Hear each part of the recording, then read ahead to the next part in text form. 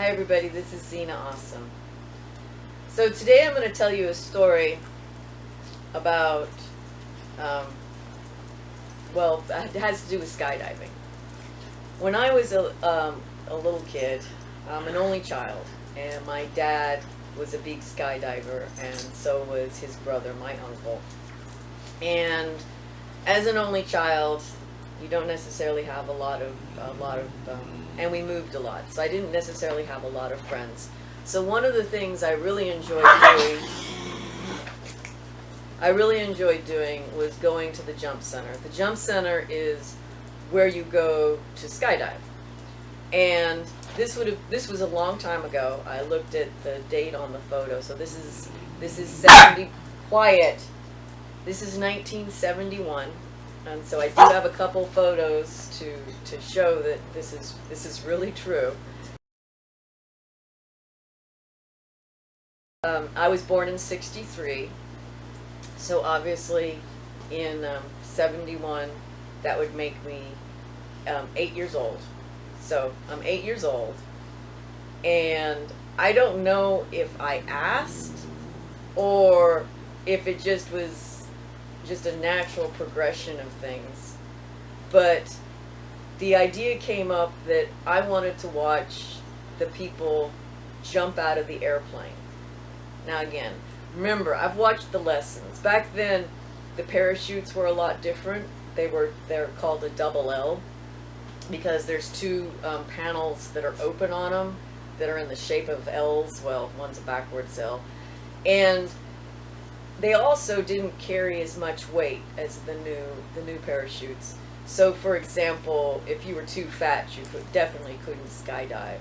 So there was a weight limit. So tandem skydiving at that point wasn't even heard of because the parachutes just did not support the weight of two people.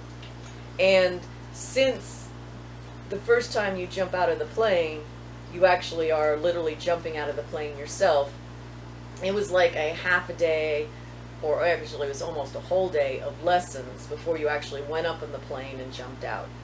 And I had watched the lessons over and over and over again and watched how to land, because also the older parachutes, you hit the ground a lot harder, you hit it going fast because they had a forward speed, and just there was just a lot more difficult to skydive in general. And this place was actually near my grandparents in New Jersey, and it's where my uncle worked. So we decided that I could go up in the plane and watch people jump out. And there was a rule that everybody that went up in the plane had to wear a parachute. So they put this 40-pound parachute on me, and that's what I've got the pictures of, so that I could go up in the airplane so that I could watch people jump out. I really do remember the going up in the plane. It was just a little plane. It only had room for like 4 people, and it seemed to me that we more or less like sat on the floor. There were no chairs or anything in there. And then with beginners, what they did is they did what was called a static line, and basically that meant that your parachute, just like you kind of see in military movies, the parachute was actually released by a line that was attached to the plane. So there's a clamp, they clamp on the plane, and when you jump out, once you're a certain distance from the plane, it pulls your chute out so that you don't have to. But what you have is you have a dummy ripcord, because they want you to practice pulling the ripcord so that when you jump for real without being attached to the plane, that you know to open your parachute and you don't freak out. You know, it was arch 1,000, look 1,000, reach 1,000, pull 1,000, 5,000, 6,000, 7,000. That was kind of what they would teach in the class anyway.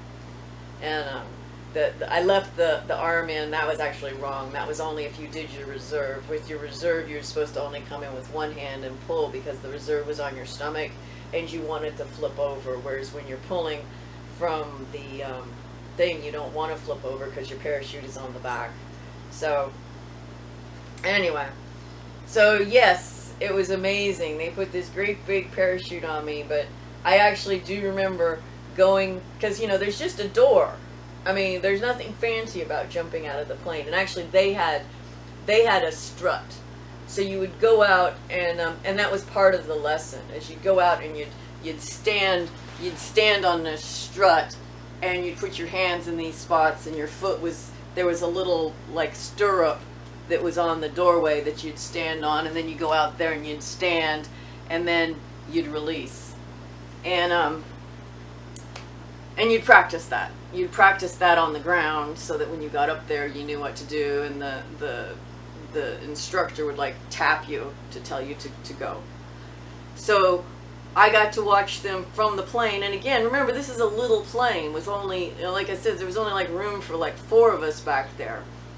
So they go out, and I get to watch them, and the doors open and the wind's blowing, and you can't hear anything because of the winds. Oh, the people are hollering really loud, and then as the last one went out, there was still someone in with me, but I was able to go all the way to the edge and literally hang my head out the door, because that's the only way you can actually see the people that jumped out, is you got to look down, because they're not out, or you got to literally look down.